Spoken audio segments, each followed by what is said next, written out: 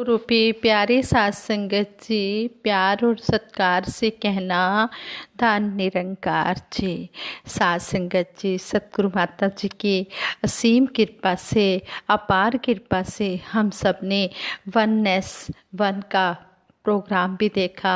कैसे सतगुरु माता सुदीक्षा जी महाराज ने हमें आशीर्वाद भी दिए और सतगुरु माता जी ने हमें समझाया कि ये जो पेड़ पौधे होते हैं इनसे ऑक्सीजन मिलती है।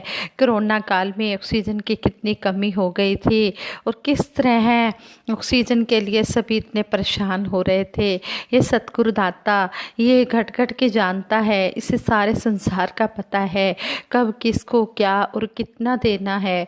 तो सतगुरु माता सुदीक्षा जी महाराज हर समय संसार के भले की ही बातें कर रहे हैं और किस तरह सतगुरु माता जी ने समझाया कि हमने पेड़ पौधे लगाने हैं, ज़्यादा से ज़्यादा ऑक्सीजन ये कुदरत की हमें मिलनी चाहिए। किस तरह हर एक इंसान के भले के लिए ही सोच रहे हैं। सतगुरु माता जी का हम लाख लाख बार शुक्राना करते हैं। सच्चे पातशाह ने हमें घर बैठे इतने आशीर्वाद दिए हैं और दे रहे हैं। कैसे डेली हम ज्ञान चर्चा में भी जुड़ते हैं, घर बैठे ही सतगुरु माता जी ने सभी के घरों को सत्संग भवन बना दिया है।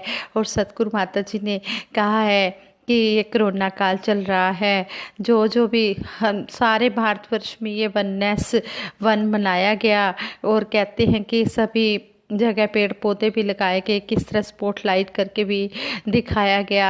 और सतगुरु माता जी ने कहा कि कुछ मर्यादा भी होती है, डिस्टेंसिंग भी रखनी ज़रूरी होती है। तो थोड़े थोड़े महापुरुषों को ही जैसे मौका मिला तो सतगुरु माता जी ने कहा जो घर में रहे हैं उनके भाव बने हुए थे कि हम भी इसी तरह सेवाएं करें, तो उनकी सेवाएं प्रवान हो गई हैं।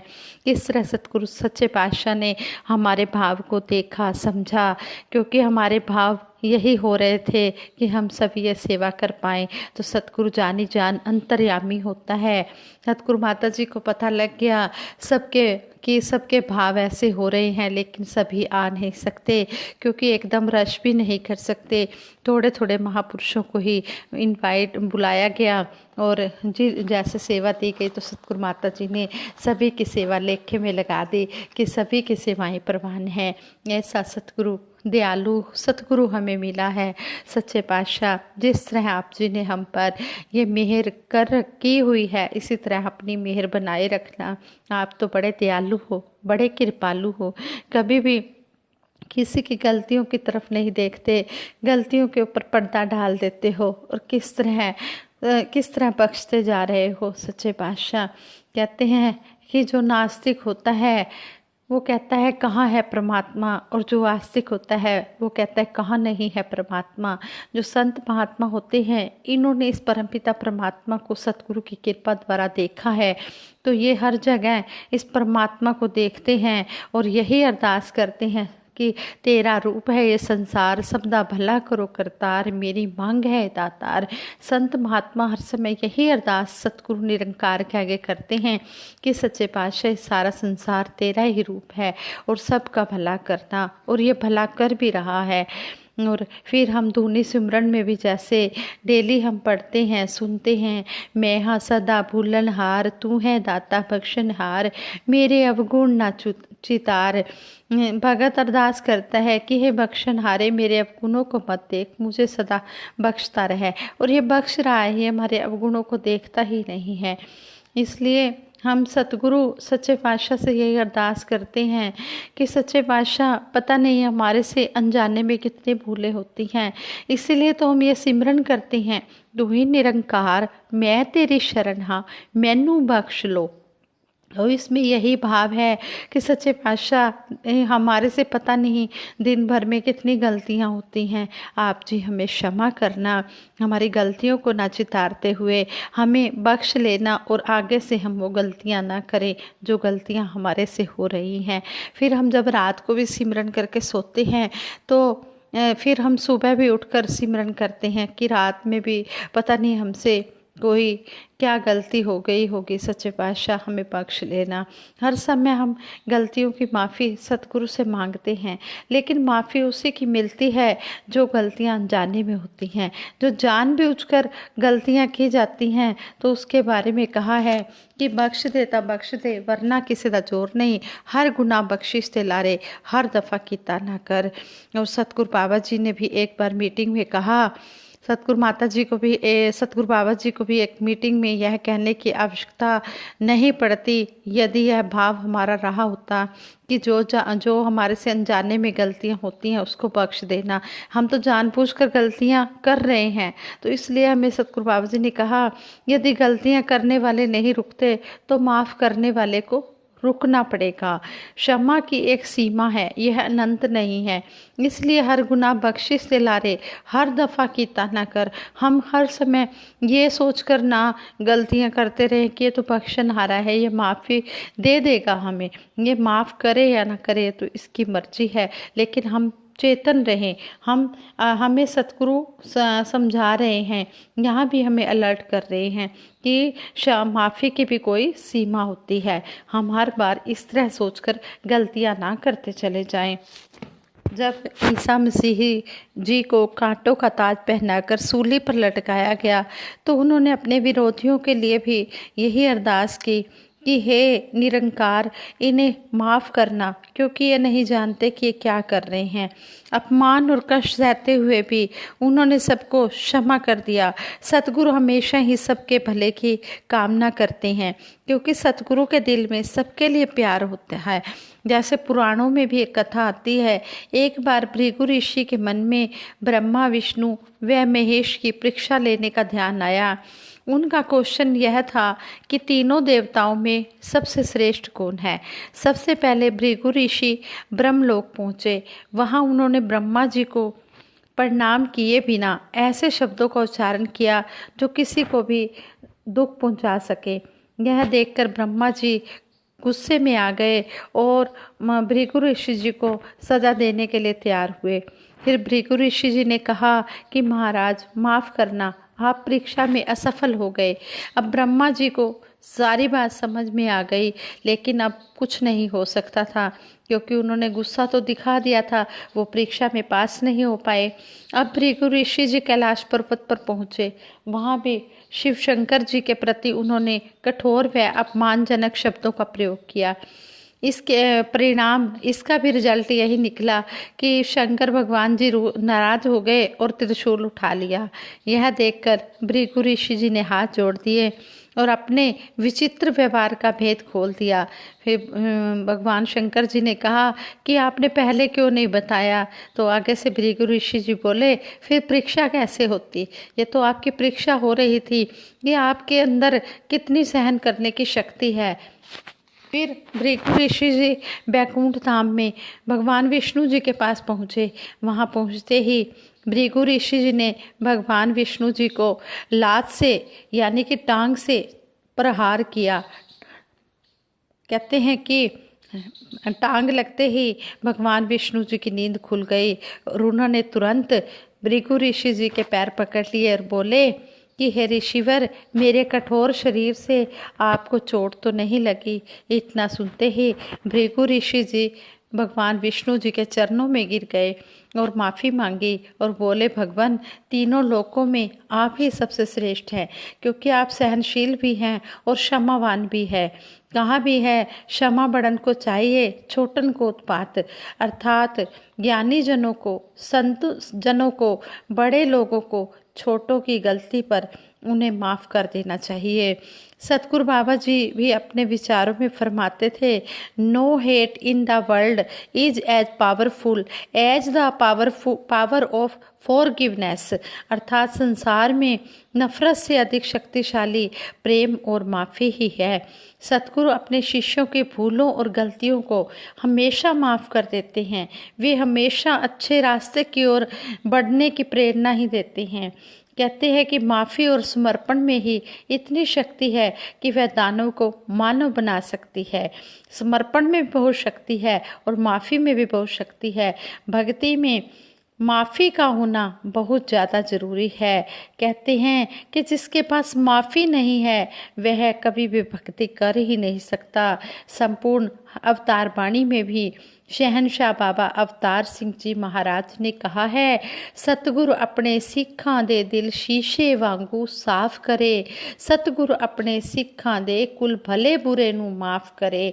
सतगुरु सच्चा पातशाह कभी भी ना तो किसी के अवगुण देखता है और उनके दिलों को भी इस तरह साफ कर देता है, पाक साफ कर देता है शीशे की तरह।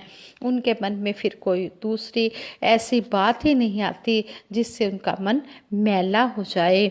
इस तरह वेदों में भी कहा है, ये शाम ना विद्या ना तपो ना दानम ज्ञानम ना शीलम ना गुणो ना धर्म ते मृत्यु लोके भूवि भार भूता मनुष्य रूपेण मृगाश्चरन्ति। अर्थात जिस इंसान के पास विद्या तप दान माफ़ी गुण व धर्म नहीं है वे मृत्यु लोक में पृथ्वी पर भार बने हुए हैं और मनुष्य के रूप में हिरण की तरह भटकते रहते हैं। सतगुरु हमेशा यही प्रेरणा देते हैं कि निरंकार को याद करते हुए हर काम के लिए इसका धन्यवाद करते रहें और गलतियों के लिए माफ़ी की प्रार्थना करते रहें। यह मूल मंत्र जीवन में बहुत ही सार्थक और उपयोगी है। तू ही निरंकार मैं तेरी शरण हाँ मैनू बख्श लो, ये हमारा मूल मंत्र है और ये जीवन में हमें बहुत ही सार्थक हमारे लिए है और उपयोगी भी है। इसलिए हम हर समय इसका एहसास करते चले जाएं। काम धंधा करते हुए भी हम सिमरन करें।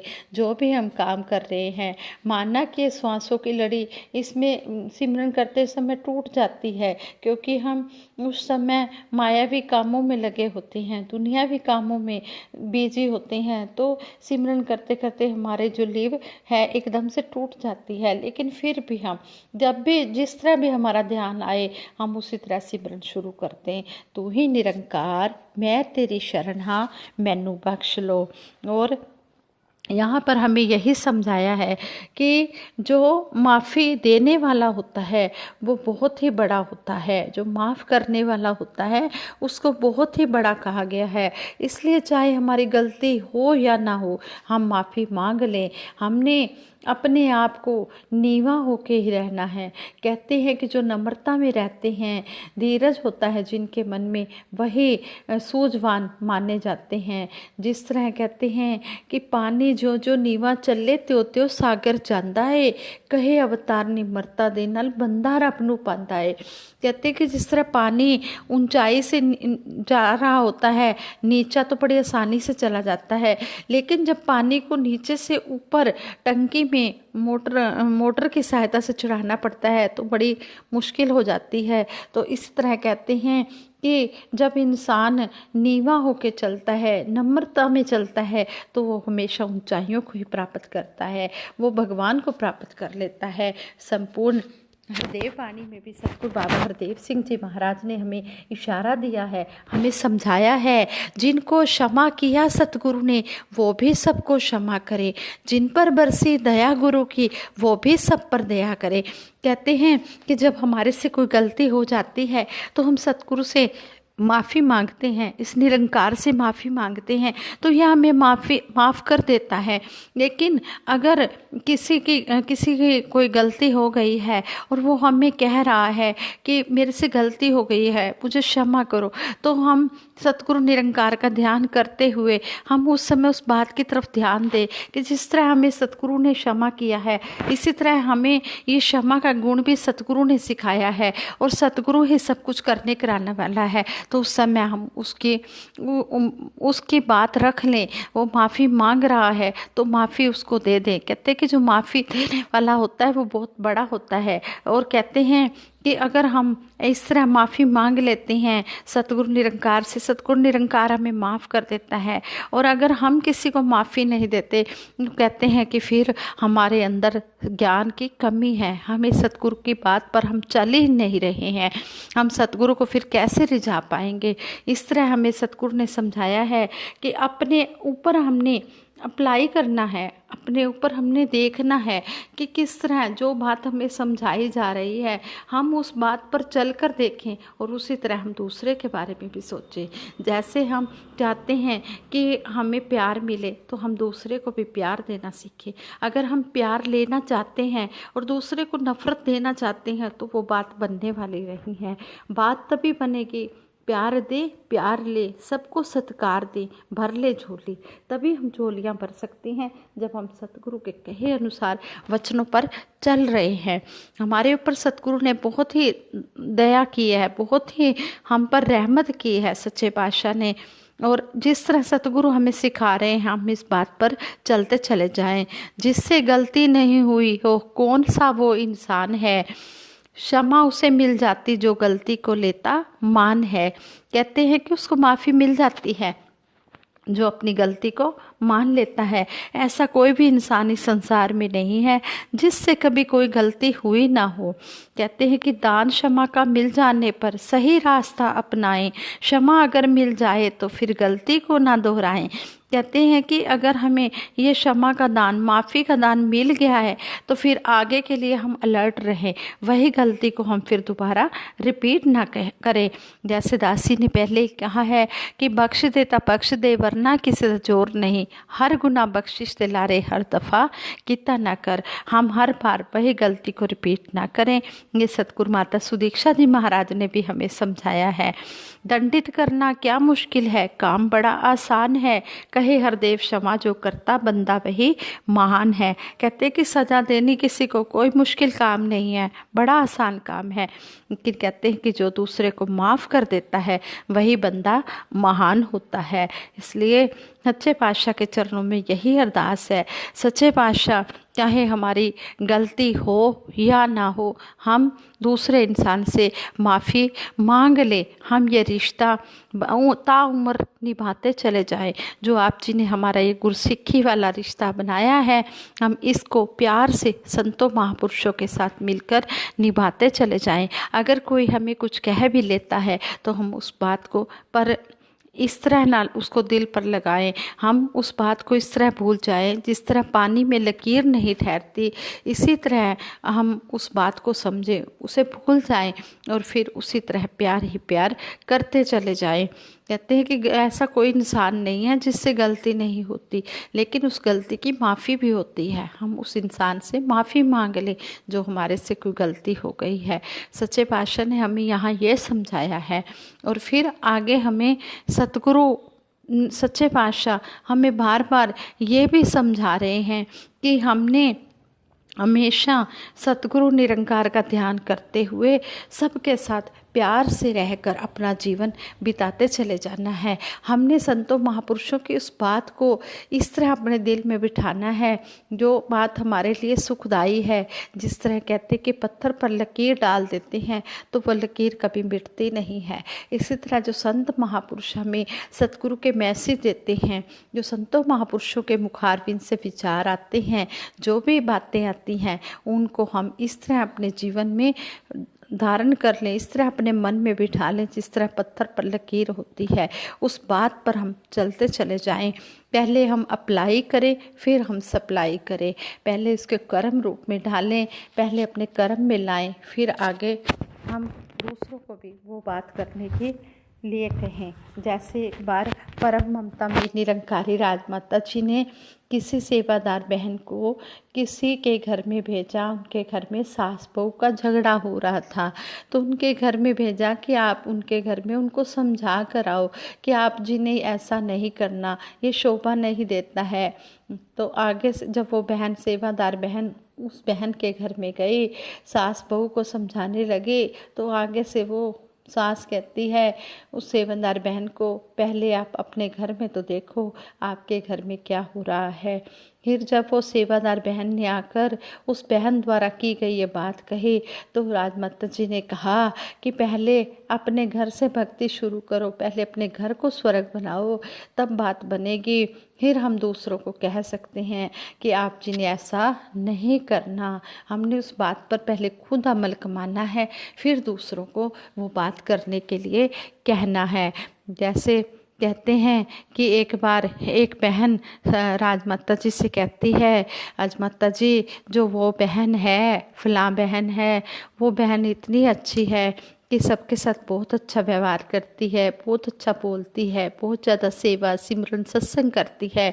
तो आगे से राजमाता जी ने कहा, इस बात को तो तब मैं मानूं जब उसकी बहू आकर मुझे कहे कि मेरी सास बहुत अच्छी है।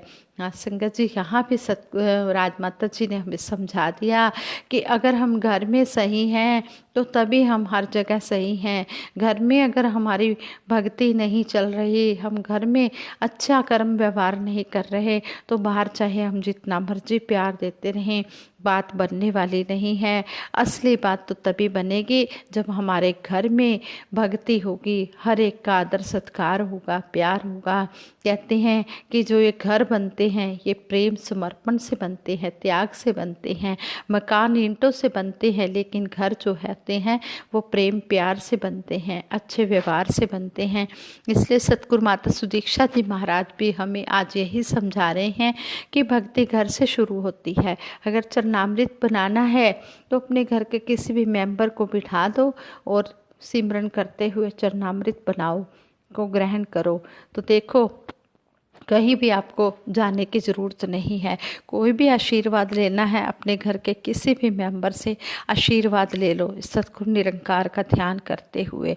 सतगुरु निरंकार का जब हम ध्यान करेंगे, उसके अंदर हम सतगुरु निरंकार को देखेंगे, तो अपने आप हमारे काम पूर्ण होते चले जाएंगे। सतगुरु माता जी ने हम पर बहुत बड़ी कृपा की है। सच्चे पातशाह ने हमें समझाया है कि आपको कहीं भी जाने की ज़रूरत नहीं है, आपके घर में ही तीर्थ हैं। इसलिए हम इन तीर्थों में बैठकर हम स्नान करते चले जाएं। सत्संग वो गंगा है, इसमें जो नहाते हैं पापी से पापी भी पावन हो जाते हैं। सत्संग जी, ये जो हमें सत्संग सतगुरु माँ ने हमें बख्शी है, इसमें हम गोते लगाते चले जाएं, हम इसमें पवित्र हो जाएं। कहते हैं कि कोई चाहे जितना भी पापी से पापी हो वो भी पवित्र हो जाता है। इस सच्चे पातशाह जो भी आप जी के आदेश उपदेश आ रहे हैं, हम इनको जीवन रूप में कर्म रूप करते हुए, कर्म रूप में ढालते हुए अपना जीवन स्वर्ग बनाते चले जाएं। ये स्वर्ग हो मेरे घर में भी, जो स्वर्ग है तेरे दर माता जो स्वर्ग है तेरे दर माता, मंदिर सा लगे मेरा घर आंगन, तू ऐसी रहमत कर दाता। सच्चे पातशाह। हाँ संगत जी, दासी सबके भले के लिए सिमरन कराएगी, सभी मिलकर साथ देना जी। तू ही निरंकार मैं तेरी शरण हाँ, मैनू बख्श लो। तू ही निरंकार मैं तेरी शरण हाँ, मैनू बख्श लो। तू ही निरंकार मैं तेरी शरण हाँ, मैनू बख्श लो। बोलिए सतगुरु माता सुदीक्षा सविंदर हरदेव जी महाराज की जय।